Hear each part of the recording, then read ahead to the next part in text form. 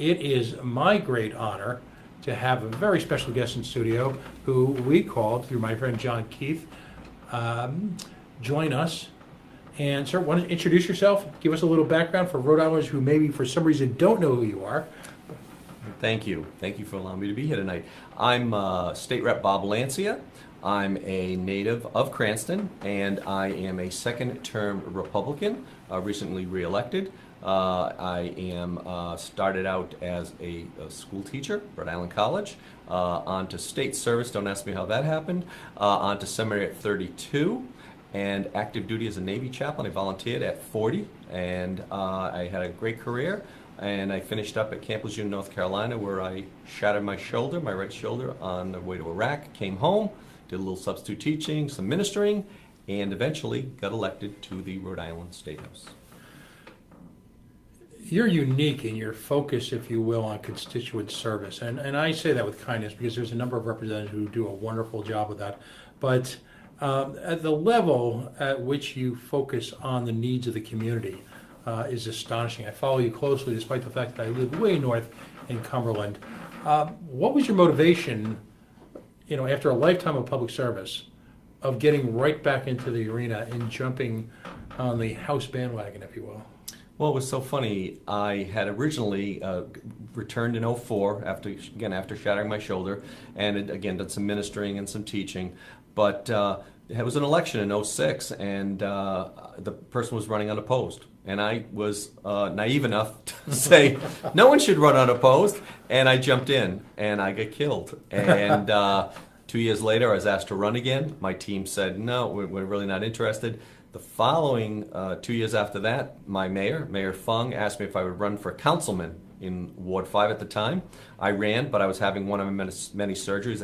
I've had 26 surgeries, both shoulders, both knees, over 12 years. And I was having one of my many surgeries. And my wife actually finished the campaign with some high schoolers, and I lost by 500 votes. And then I ran a third time, again for state senate, and it was in a three-way race this time. I lost again, and I was done. And then someone talked me into running for a fourth time for state representative, and I finally won. And again, I'm recently reelected. Congratulations, by the way. Thank you. I mean, persistence is the key. Ultimately, in a state where the politics are as literally a blood sport, a piece of advice to anyone running for office, and as I've mentioned so often on this show, I consider running for office the second most patriotic duty a citizen can be, followed right after being a member of the armed forces. You have to build name recognition. You have to build an organization. Money, unfortunately, will always be a key part of running for political office. In the absence of overwhelming amounts of that, it often takes a couple of shots, doesn't it? You really have to kind of connect with in a different way with the community. Yeah, I like to say I'm the Abraham Lincoln School of Politics. Lose till you win. that's how it works. Well, the community is better for you having served and continuing to serve. So the reason you joined us tonight, and Jonathan Keith will join us a little bit later in the show, there is an issue that has arisen with Harrington Hall in your community and the sex offender registry. I'll let you kind of give it a background because this is, like so many issues here facing Rhode Islanders, this is an onion issue. There are many, many layers. And the goal of the coalition is always to have that kind of nuanced conversation on the air so folks can, in an uninterrupted, outrage porn-free way, really analyze and focus on the details, because this is a highly detailed issue, isn't it? It sure is. And, I got involved in it after one of my losses. I was invited to a meeting at the State House by Ms. Susanna Rena, at the time the Cranston Crime Watch, now the Regional Crime Watch, and Carolyn Medeiros, the Executive Director of the Alliance for Safe Communities. So I had no expectation of what I was walking into, and we walked into the upstairs into the governor's office, and it was myself, Carolyn, Suzanne on one side of the table, Governor Chafee at one end of the table, and on the other table, Mayor Fung, the police chief at the time, Marco Palumbo, and Nicholas Mattiello. And at the time, I think this is before he was majority leader and eventually speaker, but there was upsetment about Harrington Hall and having a few sex offenders. And at the time, after the meeting, there was a gentleman's agreement that there would never be more than 5 sex offenders at Harrington Hall, and it's on the grounds of the Pastore Complex in Cranston. Over time, and as I heard the speaker say when we did a number of forums at the different elementary schools just a few months ago, literally Harrington Hall has become the resort or the place of last resort to put these sex offenders along with the homeless population. Now that place has been run first by the Urban League, and it didn't work out. They next brought in House of Hope, again, didn't work out. And now we're on our third provider, which is Crossroads. And there are 118 beds there, but you can only fill 112 because of the fire codes. And basically, it's a homeless shelter. And however, because there's no place to put the sex offenders, that is where they are being placed. And at one time during the winter, we had out of 112 beds, 60 sex offenders, many of them level 2, level 3. Now I have 3 elementary schools with less than an hour's walk, a middle and a high school, and I know the speaker had some schools as well. And the problem was, because of the way they were contracted, you had no service from 7 in the morning till 5 at night. So basically at that time, these people just let loose into the streets of Cranston to do whatever. And you just can't have that. When you look at the number of incidents and their different police sheets, multiple occasions where, it's not one incident, it's multiple incidents. So the need to, or the opportunity to reoffend, or likelihood is there. And so after all this time working with these folks, I actually, working with Carolyn, working with Suzanne, put a bill in to limit the number of sex offenders at any state-funded facility to 10% of the total population. And after a hard-fought battle, it finally did pass the House. It now, companion bill is now sitting in the Senate, and we are demanding action in the Senate and to get this thing passed. And that's our goal. So in your mind, in the minds of so many of the folks in the neighborhood, this represented a clear and present danger to particularly youth who were attending any one of a number of area schools. That's right. What does your legislation provide? I guess, or the bigger question is, and you're known locally for being a very charitable individual on a very personal level. This is a problem for the ages.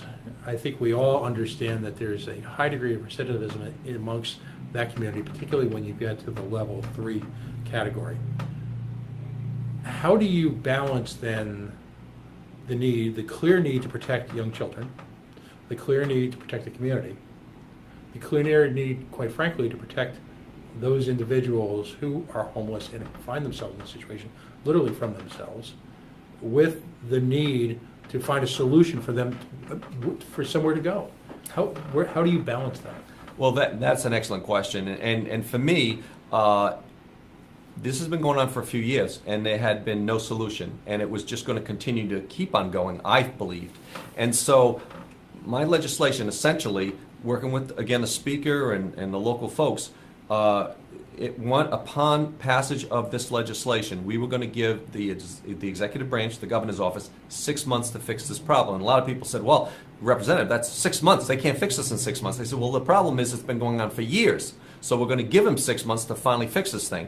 And my hope right along, has been that we would bring all the players to the table, that everyone would have a part in this. Because I know the Providence delegation during the debate on the floor is very upset because they thought what we were trying to do is move everybody into Providence. And that was not the situation at all. What we're trying to do is actually bring everybody to the table, and there's people being paid to provide service, but there are a lot of great volunteer organizations who go to different homeless shelters and things and want to help. And I said, if we could bring everybody together to the table and work on this, you could have a shelter, say, that was dedicated, and because of the present danger, dedicated to sex offenders. And we talked about this, and then it would be supervision, programming, and staffed. Now some people say, well, they're sex offenders, we should do this, that, or the other. Well, you know what? I am an ordained American Baptist minister. I am a former chaplain in the Navy, and I am a person who has compassion. So we have to provide, for them as well. So that's the goal,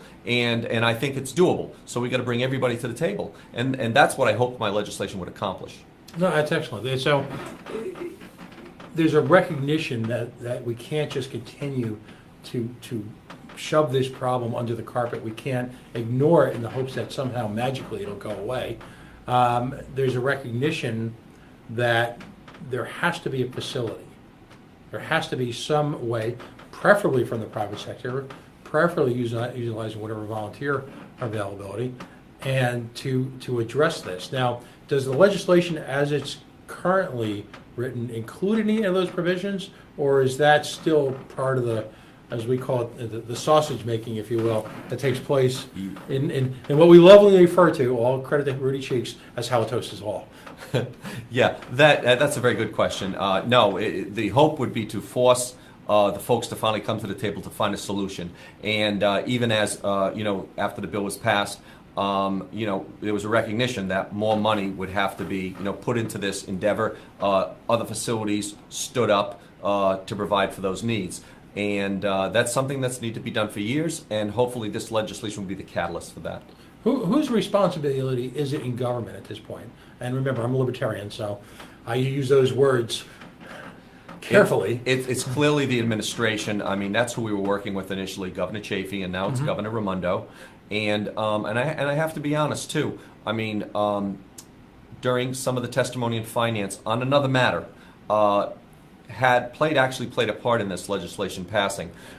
You may know, DCYF is a mess, Right. and there was an incident when I was having my series of community forums for my constituents at 3 elementary schools, where 4 children died that were in the care of DCYF.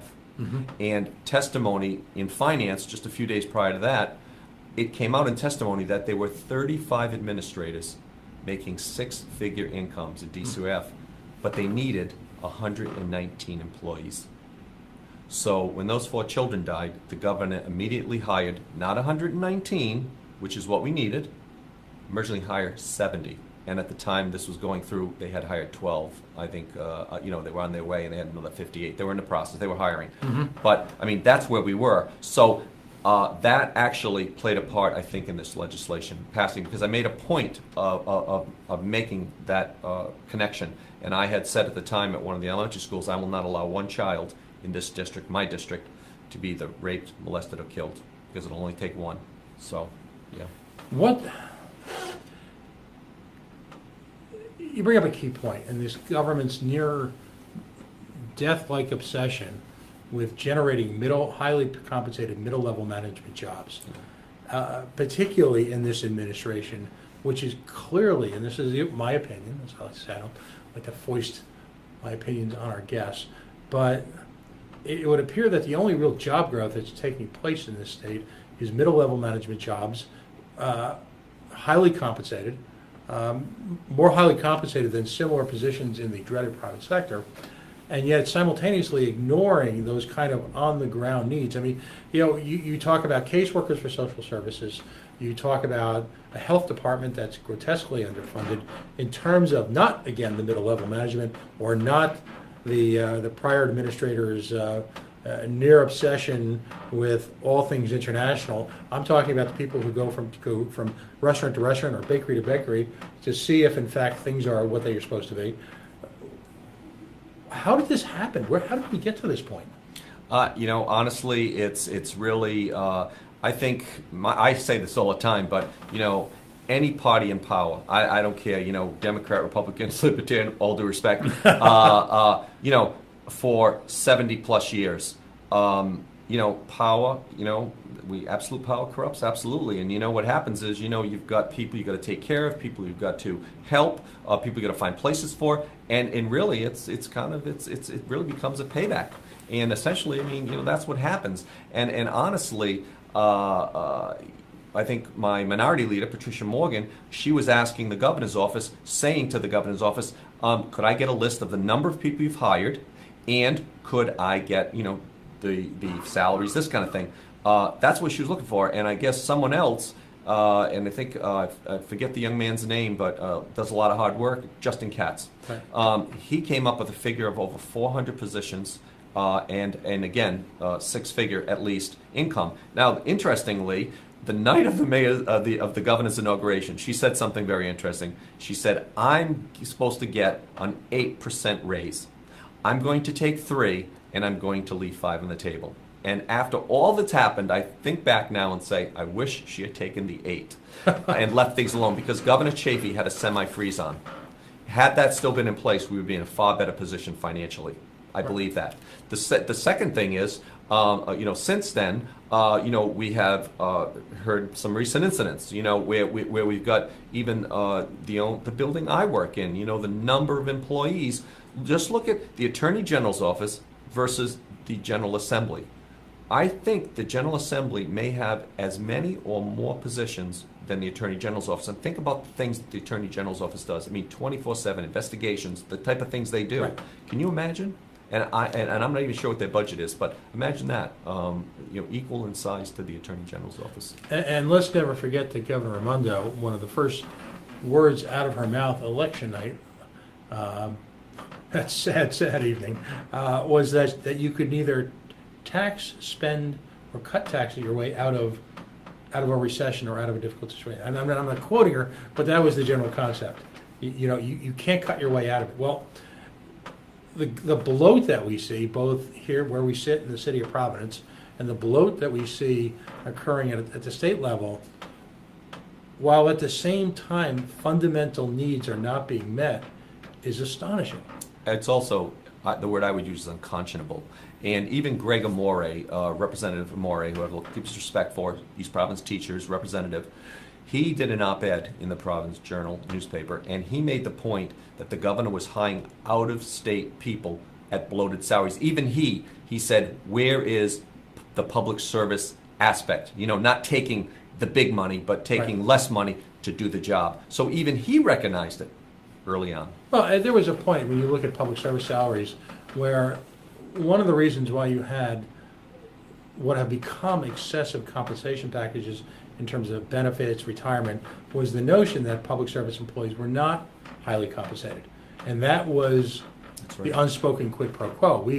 We've come full circle. There's been no cuts despite a dramatic need at every level to employee benefits.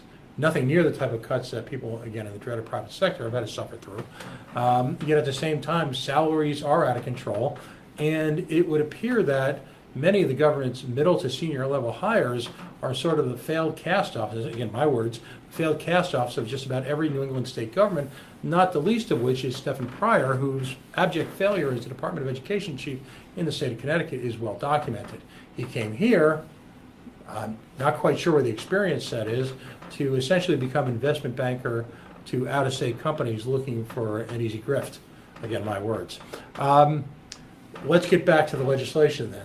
Is there going to be, first off, an attempt to then, during this session or the next session, tailor legislation or tailor an approach to provide the type of intervening services necessary to address the homeless issue amongst recidivist sex offenders? Well, my hope would be that that we bring all the players to the table, that what wouldn't be necessary, that we would be able to hash it out, hammer it out, around the table with all the players. Wait a minute, you mean do it without passing a law? Exactly. You've just been given an honorary membership of the Libertarian Party. Let's not get crazy here. Legislation is not just law; it's our life. Interesting you say that, actually. Some of the bills that we pass, it comes to the point in my mind, and I've only been there 2+ years, but we literally, it appears we're micromanaging, we're trying to micromanage in many cases every aspect of an individual's life. And I'm old enough when Fahrenheit 451 was required reading, and you think about these people, drug-induced, giving them these la-la land pills, sitting in front of a TV all day. I mean, where are we going? It's just because, the opportunities for many people are not there. And we keep talking about that the numbers of people employed, they're going down because people are dropping out of the workforce. And, coincidentally, as you know, Rhode Island, I think, may be the #1 opioid addicted state in the country, which again is so sad. And for me, I think a lot of times, yes, sometimes it's because of health issues, but sometimes it's an escape. If you look at the endless list of government contributions to the mess we're in right now. We're a state highly reliant on casino gambling, which if you listen to my prior segment, you'll understand now. After we had a little economics intervention about an hour ago here online. By the way, I've offered to do that at the General Assembly. If I've got a libertarian attack squad, SWAT team, if you will, ready to jump into the State House, lock the doors, pass out the Samuelson 101 book, and actually engage in a cogent conversation of things like the minimum wage, like the multiplier effect, like price elasticity, all the fundamentals to just kind of bring up the legislature to speed. But again, this unholy reliance on casino gambling, which, when it looked like there might be a strike at Twin River this week, all of a sudden the state is shaken to its core because the teat of tax revenue gambling induced might be challenged. Yet we live in a state run by a governor who claims, and by the way, I have a lot of progressive friends. She claims to be a progressive. She's nothing of the sort, but claims to be worried about individual rights, individual futures, yet a significant part of our revenues is generated by deluding people who have poor math skills into thinking that they're going to somehow win their way out of the kind of abject poverty this failed attempt at socialism in this state has created. You look on how we addressed the opioid situation. You look upon how we address the economy. You look at the bloated state spending on salaries at the high level. This is the recipe for failure that this governor has not only ignored, but in one real sense, very doubled down on. Well, I thought, when the session started, of course, she had the proposal for the $30 million for free college. And honestly, when CCRI came out with their statement report, and depending who you're listening to, graduation at CCRI anywhere from 3 to 14%. 2/3 of the students attending there need remedial help. I agree with the speaker when we were at the Greater Chamber of Commerce luncheon at the Convention Center. He thought our focus should be on K through 12, and I do as well. Mm-hmm. And I actually had introduced some legislation that would help the Catholic schools, some Jewish schools, Christian schools, not charter schools, but just alternative schools. When I was listening to their presentation, they have a graduation rate in the high school level of 93%. Mm-hmm. They have a college graduation rate of 93%. And they, according to their statistics, they saved the state $293 million because of their own buildings, facilities, and what they do. Mm-hmm. But the success rate, and to understand that investment in public education, and also we have, according to Aaron Regenberg, a progressive East Side. When he had that group at the beginning of the year, in fact, I think Greg Amore was there that day. $1.9 billion in delayed construction costs for public school rehab. $1.9 billion. It's staggering. Yeah, the public schools here in Providence in particular are just literally crumbling around us. Awful. And at East Providence, just the other day, they were talking about East Providence High. I know Gladstone Elementary in my own city. I mean, these are schools that are crying for help. So, when we look at a $30 million investment, in free college versus, the needs in the public schools, just in building repair and maintenance, and I just it's hard for me to support that right now. Well, the term I often use, and I know people have registered offense at this. Years ago, I had a conversation with a former head of the Providence Teachers Union, and I referred to it as nothing less than an educational holocaust, and that we've lost an entire generation who, by outsiders' estimates, not mine, by outsiders' estimates, professionals and organizations like the National Association of Manufacturing have pointed to the Providence school product.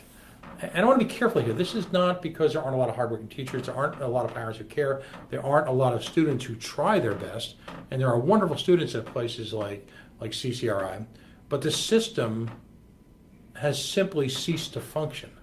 And we've lost an entire generation who, by outsiders' descriptions, are borderline employable. So even if all these magical jobs appeared as a result of Governor Raimondo's, again, bloated attempts at corporate welfare, which, by the way, have yet to yield anything other than great press releases and great national media, clearly a lot of those students and I'm painting with a broad brush, but a lot of those students aren't prepared for them anyway. Well, I mean, I was kind of staggered by the statistics at CCRI, and my own grandkids, some have gone through the public schools, a couple went to parochial school. One of my granddaughters, she left high school a year early to go to the first nursing program for high schoolers downtown here. So my thing is that it takes, I think, a variety of opportunities. We have to allow for a variety of opportunities for young people to be successful, because people blossom in different settings, and we have to provide for that, Right. and that's the way I approach it. And the failure of the state to, and again, the people at Davies, there are people out there doing a yeoman's work in this, but on a large scale, the failure of the state to provide vocational educational opportunities to the point where for-profit institutions have popped up because of the absence of I'll call it a determined, well-thought-out, articulated approach to vocational engineering, and technical schools, is tragic. Well, in my own city, we've got a career and technical school at Cranston West, and they do great work. They are offering that alternative, because again, you can't fit everybody into that one Right. keyhole, and so I just believe in providing and my granddaughter is who went into the nursing program. That's a great example. You stay an extra year, and then you go on to Rhode Island College, and now she wanted to be a nurse practitioner. And now she's even looking at maybe opening an assisted living facility. So I mean, she's just thinking out of the box and working hard. But that opportunity is provided. We need to have more opportunities like that. No, absolutely, because we've got this governor who's got an obsession with college and universities in an era when folks are very often taking a hard look at the efficacy and the expense of a college education. We know enough now, 2 or 3 generations post-boomer, that one size does not fit all, that for a number of reasons left to a different show, the cost of this university education has exploded. And so what's bizarre is the governor's attempt to turn in university educations into almost a technical environment, yet at the same time simultaneously ignoring the crying need to expand Cranston West or Davies programs in a focused, appropriate setting. It's crazy.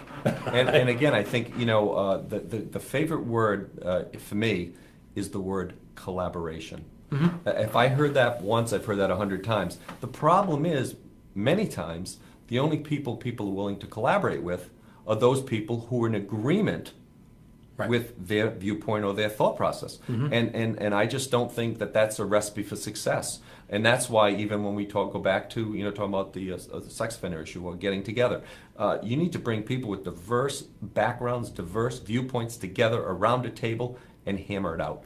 And, so I'm a real advocate of that. Now, you have a reputation for your willingness to work across the aisle in a really a fair, low-key manner. Well, I thank you for saying that. My wife and I, we do 3-4 events a day, 7 days a week, 365 days a year. We are in Cranston, servicing our constituents, but we're also in Central Falls. We're also in Providence. We're also in Pawtucket. We get around. We're well known in the Latino community, the African American community, the Laotian community, Cambodian, the Indian community, and we're not photo op people. My wife and I, we were a clergy couple, and now we consider ourselves to be a legislative couple. If they see me, they're going to see my wife, and and if I'm there, they expect to see her, and they'll say, "Which wife? You share to look around the corner."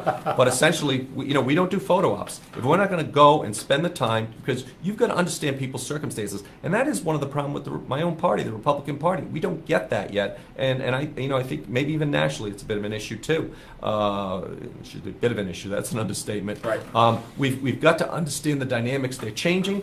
And we've got to reach out to the wider community, and so my wife and I are trying to model that, and I think we're modeling it successfully. But we care, we do love these people, and we get involved, and we don't do photo ops. If we're not going to go stay and participate, we don't bother, and we get invited to everything, and we go. The speaker himself said, "Representative, you'd go to the opening of an envelope," and I said, "Speaker, for the red envelope, yes." Absolutely. Which brings me to the next obvious question with regard to this legislation.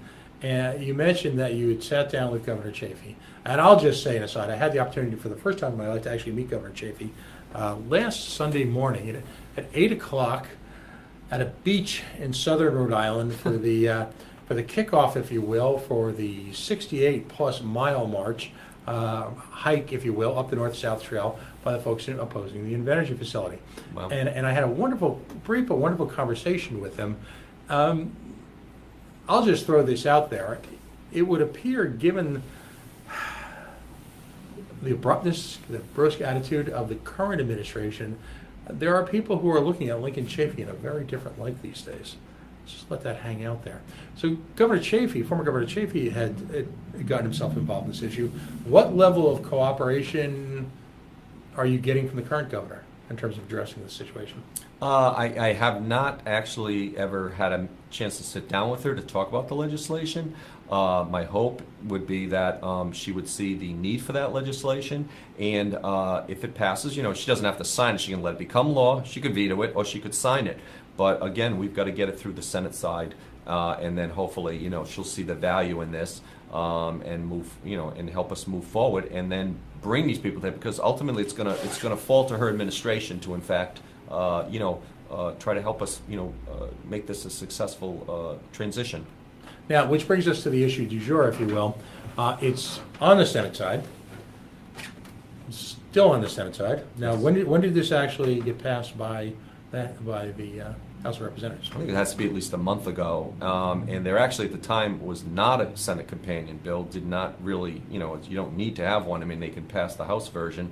But Senator Gallo did eventually put a companion bill in, and right now it's sitting in House Judiciary. And my concern is that the budget, I think, is coming out Tuesday. And of course, once that happens, I mean, everything else gets lost in the process. So this should have been taken care of a long time ago. My goal was to get it passed prior to the budget, because again, it gets lost. Right. I'm going to have Jonathan Keith join us in a minute, and really we'll get into the more politicized aspects of this. But if you could, and I called it sausage making earlier, explain to folks, if you will, the sausage making that takes place when you've got a bill that's, say, generated by, in this case, your office, under the guise of the House of Representatives, and then is moved on by the Speaker. What has to happen next? Well, again, you have a choice. Do we put a companion on the Senate side, or do we go to the other chamber and ask them to pass that bill that has been passed in the House? And in this case, it was deemed that they wanted a companion bill in the Senate, and so it was put in there.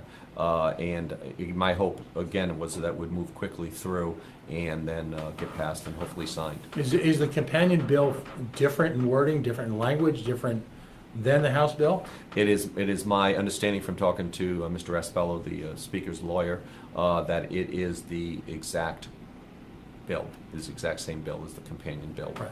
So there shouldn't be anything different. It should be the exact same bill. It just needs to be passed, and then hopefully we move on. So, and the big challenge always is that you have bills, many of which, and folks, if you've ever been involved in the legislative process, you get this. If you haven't, understand that legislation is a culmination often of months, weeks, sometimes years of effort, where language becomes the art. It becomes a function of law. The attempting to mediate the language with the intent of the framers of said legislation is often an act unto itself. This is not easy stuff. This is not not for the timid. So the notion that a tremendous amount of energy would be expended in any form of legislation, and then it would just set, studiously ignored, the elephant in the room, if you will, in an attempt to politicize it at some level, is disturbing.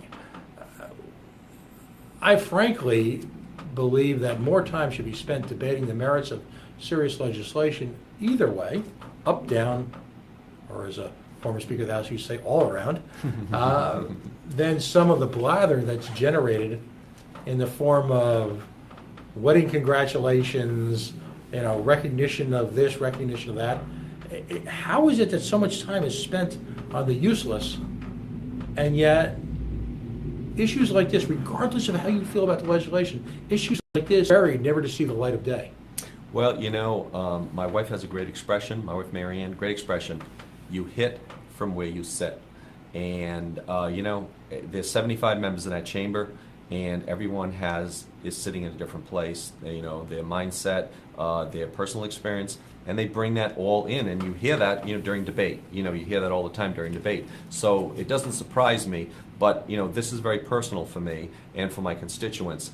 And you know, if you look at even in a wider sense, you know, there are other issues that are important to other people, and what sometimes gets out onto the floor and gets voted on and passed, it has surprised me on occasion.